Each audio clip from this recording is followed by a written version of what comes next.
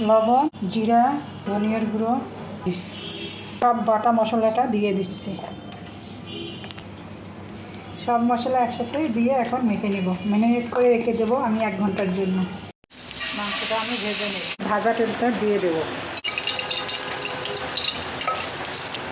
পেঁয়াজ, ধনিয়ার গুঁড়ো, সেগুলো পেস্টটা দিয়ে দেবো।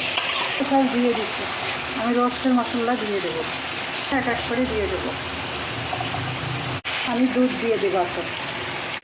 কাঁচামরিচ, কেওড়ার জল 1/2 চামচ ঘি 1 চামচ দিয়ে দেবো। মাংসটা এখন হয়ে গেছে, নেমে নেব। ঘি দিয়ে দেবো 3 চামচ। লবণ, রোস্ট আগে করছিলাম সেটা ঝোলটা আমি দিয়ে দিলাম। ভালোভাবে পানি দিয়ে দেবো। এখন মাংসটা আমি এইভাবে দিয়ে দেব।